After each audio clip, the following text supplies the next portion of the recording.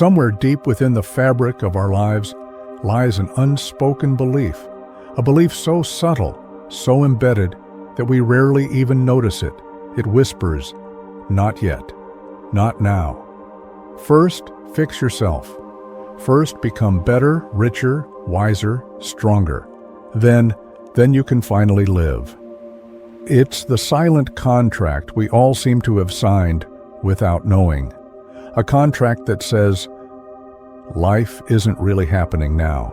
This is just the warm-up, the rehearsal, the endless preparation for something that never quite arrives. We chase careers not just for passion, but because we believe that somewhere ahead, success will unlock our right to be at peace. We consume books, courses, and self-help manuals, endlessly improving, endlessly optimizing, waiting for that final upgrade where magically all the pieces will click. And only then, we think, we'll be worthy, we'll be whole, we'll finally exhale. But what if that moment never comes? What if the constant becoming, the obsessive preparation, the relentless pursuit of the better version of ourselves was itself the very thing keeping us from actually living? This is the brutal, honest mirror that Franz Kafka holds up for us. Life is a preparation for something that never happens. He's not trying to be cruel. He's not mocking us. He's pointing to something most spend their entire existence avoiding. The future we obsess over is a phantom, a mirage on the horizon. No matter how fast you run toward it, it recedes. It's a treadmill disguised as progress. And while we sprint forward, gasping for the finish line, something precious slips quietly through our fingers. The present, the only thing that was ever real. But the modern mind rebels at this. No, it can't be. I'm just one step away, just one more achievement, one more relationship, one more healing, one more spiritual awakening. Then life begins. But look closely. Haven't you been telling yourself this for years? And yet, here you are, still preparing, still waiting. So the question arises, what happens when we stop? When we step off the treadmill, when we no longer chase the mirage, and instead turn around to face what is right now, directly?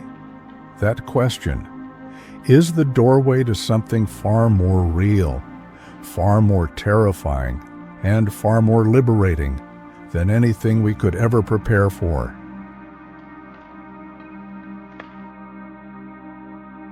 Have you ever noticed how the finish line always moves? When we were children, it was, when I grow up, then, when I graduate, then, when I get a job, when I find love, when I have money, when I'm healed, when I'm finally enlightened. But the closer we get to these milestones, the more they dissolve, only to be replaced by newer, shinier, more sophisticated versions of not yet. It's a game with rules designed for you to lose. The mind seduces you with the promise of arrival, of an imaginary day when the chaos calms, the questions stop, the uncertainty ends, and you finally get to start living. But ask yourself honestly, has that day ever come? Look closely at the architecture of society. It thrives on this game. Industries are built on convincing you that you are almost enough. But not quite. Spirituality becomes another marketplace. Ascend to the next level. Buy this course. Follow this step. Even healing can become another form of postponement. I can't be happy until I fix this broken part of me. I can't be at peace until I completely heal my past. And while we chase the illusion of completion, life quietly slips by. The seasons change, the faces around us grow older, opportunities we never noticed vanish like morning mist. And we realize often too late, that we weren't waiting for life. Life was waiting for us. But we were too busy preparing for a version of ourselves that doesn't even exist. Here's the paradox. The more we prepare for life, the more disconnected we become from actually living it. Because life is not there. It's not then. It's not hidden behind the next breakthrough or buried under the next achievement. It's here, in the raw, unpolished, uncertain mess of this very moment. But the mind hates this truth because the present moment cannot be controlled. It cannot be polished. It cannot be perfected. It can only be lived, and that terrifies the mind. So it flees into plans, into goals, into distant fantasies of one day, into endless preparation for a life that never arrives. But here's the secret. It never had to arrive, because it was never missing. There is a cruel irony hiding beneath the surface of modern life.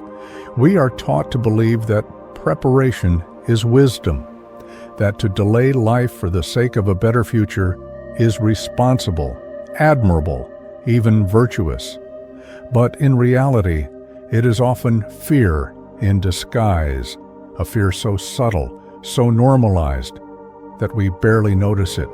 Fear that this moment isn't enough, that we aren't enough, that we must first become more skilled, more worthy, more certain, before we are allowed to fully exist. This is how the prison is built, not with walls, but with promises. Just a little more work, just a little more healing, just one more achievement. Then you can rest. But the finish line never arrives, because the mind's hunger for certainty is bottomless. You see, the mind is an incredible tool, but it has one fatal flaw. It cannot experience life.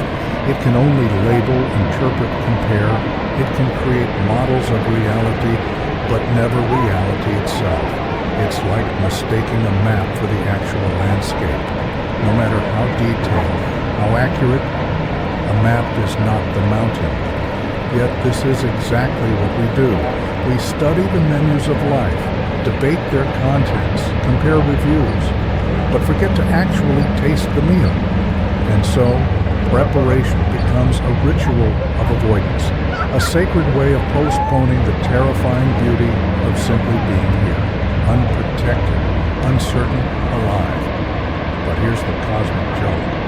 All of your plans, your strategies, your defenses, none of them will survive reality. Life will shatter them over and over again. No matter how carefully you plan, you cannot prepare for love. You cannot prepare for truth.